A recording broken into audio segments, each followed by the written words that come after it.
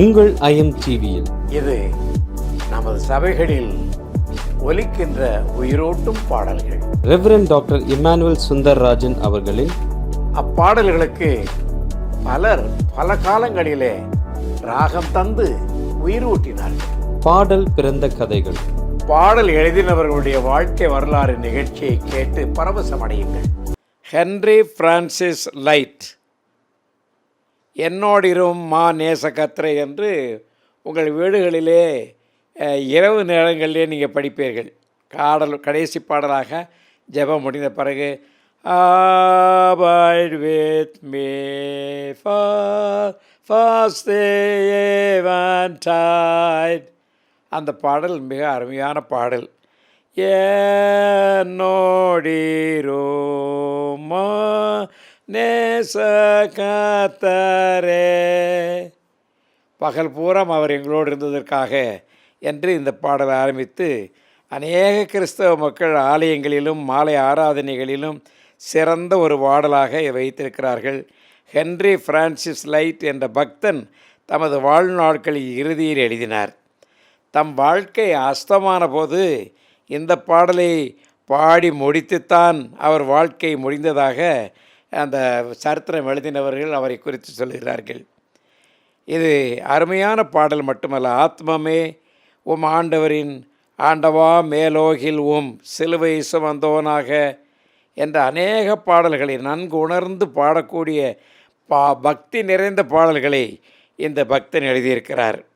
அவர் எழுதிய பாடல்கள் யாவும் நமது ஆண்டவரின் பிரசன்னத்தை நமக்கு உணர்த்துவதாக இருக்கும், மோட்ச பாக்கியத்தை காட்டுவதாக இருக்கும். நான் கொஞ்ச நேரத்துக்கு முன்னால் சொன்னேன், போன பாடலை சொல்லும் பொழுது அது பக்தியை உணர்த்துகிறதாக, பிரசன்னத்தை உணர்த்துகிறதாக, பாவத்தை உணர்த்துகிறதாக, மனம் திரும்புதலை உணர்த்துகிறதாக, உற்றார் மேன்மை ஆஸ்தி கல்வி ஞானம் உலகம் அனைத்தும் அற்ப குப்பை என்று எண்ணின பக்தன் இவர்தான். 1793 ஜூன் மாதம் 1 அன்று இங்கிலாந்தில் ஸ்காட்லாந்திலே கெல்லோம் என்னும் இடத்துல பிறந்தார். இந்த தெய்வ மனுஷனுடைய எதிர்கால வாழ்க்கையை குறித்து சிந்தித்த போது ஒரு மருத்துவராக மக்களுக்கு சேவை செய்ய வேண்டும் என்று எண்ணினார். ஒவ்வொருத்தரும் நினைக்கிறோம், சிறு பிள்ளையில் நினைக்கிறோம், பெரியவங்களை நினைக்கிறோம்.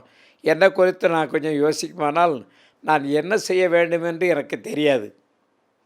ஆனால் என் தாய்க்கு இயேசு சொன்னதாக என் தாயாருடைய மரணத்தின் மறுநாள் ஒரு நாள் கடைசி நாட்களிலே என்று சொன்னார், மகனே உன்னை அநேக படித்த மக்களுக்கு மத்தியிலே, அரசர்கள் மத்தியிலே, அவர்களுக்கு தெய்வ ஞானத்தை சொல்லுகிறவராக, பணக்காரர்கள் மத்தியிலே, படித்த அறிவாளிகள் மத்தியிலே, பக்தர்கள் மத்தியிலே உன்னை உபயோகப்படுத்துவார். உன் காலடியிலே முழங்கால் போடுவார்கள். நீ அப்படிப்பட்ட தெய்வீக சத்தியங்களை நீ பேசுவாய் என்று எனக்கு சொல்லியிருந்தார்கள்.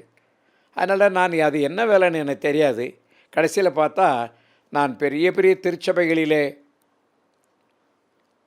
தியான கூட்டங்கள் நடத்தும் பொழுதும், நம்முடைய ஆராதனை கூட்டங்கள் நடத்தும் பொழுதும், ஜெபம் நடத்தும் பொழுதும் எனக்கு முன்னாலே முழங்கால் போடி இருக்கிறவர்கள் எல்லாம் பெரிய மனிதர்கள், அதிகம் படித்தவர்கள், வயதானவர்கள். அவர்களை குறித்து நான் சந்திக்கும் பொழுது என் தாயார் சொன்ன வார்த்தைகள் நிறைவேறின. நான் ஒரு அம்பாசடர்ஸ் மீட்டிங்க்கு என்னை கூட்டிக் கொண்டு போயிருந்தார்கள். ஏனென்றால் அந்த அம்பாசடருக்கு கொரியன் பாஷையிலிருந்து மொழிபெயர்க்க தெரியாதனாலே நான் அவருக்காக பேச என்னை அவர் அழைத்து கொண்டு போனார். அங்கே போன உடனே அங்கே வரவேற்ற அம்பாசடர் அவர்கள் யூரோப் கண்ட்ரியை சேர்ந்தவர்கள். we have got a very honorable ambassador of India has come சொன்னாங்க. அப்போ நான் சொன்னேன், I am a padrine. Then it's a God's man of God from India என்று சொன்னார்கள். அப்பொழுதுதான் என் தாயா சொன்னதை பார்த்தேன். அந்த அம்பாசடர்ஸ் கூட்டத்துக்குள்ளே நான் ஒரு அம்பாசடராக உட்கார வைக்கப்பட்டிருந்தேன். 3 வருடங்களாக குருவானவராக பணியாற்றிய அவர் பெரிய மாறுதலை அவர் அடைந்தார். ஒரு நாள் நோய்வாய்ப்பட்டு, யார், நம்முடைய ஹென்றி பிரான்சிஸை குறித்து சொல்ல இருக்கிறேன், மரண தருவாயில் இருந்த ஒரு சபை குருவை பார்க்க அவர் சென்றார். அக்குருவானவர் லைட்டை கண்டதும் தம்முடைய பாவங்கள் மன்னிக்கப்படாமல் தாம் உலகத்தை விட்டு போவதாகவும் ஆண்டவரை சந்திக்க ஆயத்தமில்லாதவராய் இருப்பதாகவும் தன் நிலையை குறித்து கலக்கமுடையவராய் தெரிவித்தார். யாரிடத்தில்? ஹென்றி பிரான்சிஸ் இடத்துல. நான் அந்த மாதிரி அநேக வீடுகளுக்கு நான் விசிட்டிங் சென்று அவருடைய கடைசி நாட்களை சந்திப்பதற்கும் கடைசி நிமிஷத்தை சந்திப்பதற்கும் போயிருந்தபோது இதே மாதிரி அநேகர் இடத்தில் சொல்லியிருக்கிறார்கள். ஒரு அம்மாள் பேச முடியாமல் அவர்கள் மௌனமாகவே பல மாதங்கள் படுத்திருந்ததாகவும் அந்த வீட்டார் என்னை அழைத்து கொண்டு போய், எங்கள் தாயார் ஒன்றும் பேச மாட்டேங்கிறார்கள், நீங்கள் பேசி அவர்களுடைய இறுதி காலமாவது ஏதாவது மனசில் இருக்கதா என்று சொன்னார்கள். நான் போய் மௌனமாக முழங்கால் படியிட்டு அவர்களுடைய படுக்கையின் அறையிலே ஜெபம் செய்தபோது அந்த அம்மாள் உடனே அழுதார்கள். சத்தமாய் அழுது என்ன சொன்னார்கள்? என்று அழுதார்கள். அவர்கள் பேசல என்ன இருந்தது? இத்தனை நாளைக்கு அப்புறம் எனக்காக ஜெபம் செய்கிறவர் ஒருவர் வந்திருக்கிறார். அவரிடத்தில் என் பாவத்தையும் என்னுடைய குறைவுகளையும் மனதிலே நான் யாரிடத்திலும் சொல்லாததுகளையும் கடவுளிடத்திலே இன்றைக்கு சொல்ல வேண்டும் என்று சொன்னார்கள். அது எனக்கு மட்டும்தான் விளங்கும். அவர் என்ன சொன்னார்கள் என்பதை நான் சொல்ல மாட்டேன். அவர்கள் செய்த பாவங்களையும் பிழைகளையும் தவறுகளையும் அவருடைய குடும்பத்தை வழிநடத்துவதற்காக அவர்கள் செய்த ஈடுபாடுகளையும் தன் பாவமாக நினைத்து கொண்டு வருத்தப்பட்டு கொண்டிருந்த அந்த அம்மாளுக்கு பாவ விமோசன வார்த்தைகளை எல்லாம் கூறினேன். பாவத்தை அறிக்கை செய்து விட்டு விடுகிறவன் இரக்கம் பெறுவான். கர்த்தரிடத்தில் பாவங்களை அழிக்காமல் அவரிடத்தில் கூறுகிறவனுக்கு அவர் சகல நன்மைக்கு எதுவானவைகளை தருவார். பாவங்கள் யாவற்றையும் அறிக்கையிட்டு விட்டு விடுகிறவன் மட்டுமல்ல, பாவங்களை உள்ளத்திலிருந்து கர்த்தரிடத்தில் உதடுகள் மூலமாகவும் திறக்காத உதடுகள் மூலமாகவும் சொல்கிறவனை அவர் ஏற்றுக்கொள்கிறார் என்கிற மாதிரி வசனங்களை எல்லாம் நான் வாசித்தேன். பரிசுத்த வேதாகமத்தின் புது உணர்ச்சியுடன் வாசித்து பிரசங்கம் செய்வது போல் செய்தேன். அப்பொழுது மூச்சு வாங்கி அவர்கள் அமைதலாகி என்று ஒரு ஆறுதல் அடைந்தார்கள்.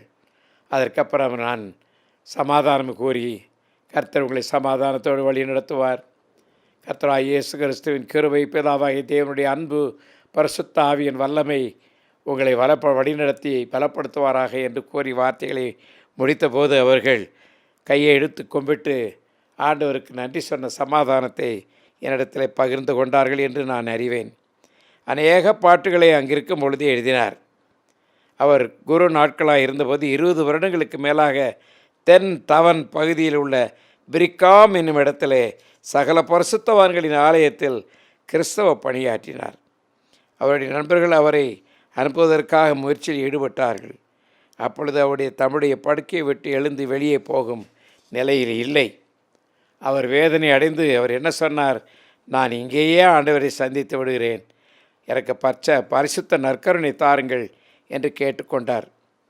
அப்பொழுது அவர் கடைசியாக பாடின பாடு, abide with me fast fall eventide, என்னோடிரும் மா நேச கர்த்தரே, எல்லாம் இரவாய்விட்டது, பகலெல்லாம் ஓய்ந்தது என்று பாடி ஆண்டவருக்கு நன்றி செலுத்த பிறகு அவர் நீஸ் என்னும் இடத்தில் சென்று 2.5 மாதங்களுக்கு பிறகு நவம்பர் 20ஆம் தேதி அன்று மரித்தார். அவருடைய கடைசி வார்த்தைகள் பீஸ் அண்ட் ஜாய், சமாதானமும் சந்தோஷமும் தான் முக்கிய வார்த்தைகள் என்றும் அவருடைய பிரசன்னம் தனக்கு வேண்டும் என்றும் என்னோடிரும் மா நேச கர்த்தரே என்ற பாடலும் அருமையாக பாடிய தேவ மனிதர்தான் ஹென்றி பிரான்சிஸ் லைட் என்கிற இந்த தேவ மனிதர். கர்த்தர் அவரை ஆசீர்வதிப்பாராக. அவருடைய ஊழியம் சிறந்து விளங்குவதாக. தேவனுக்கு மகிமையான பக்தன் போல நாமும் ஆவோமாக. நன்றி, வணக்கம்.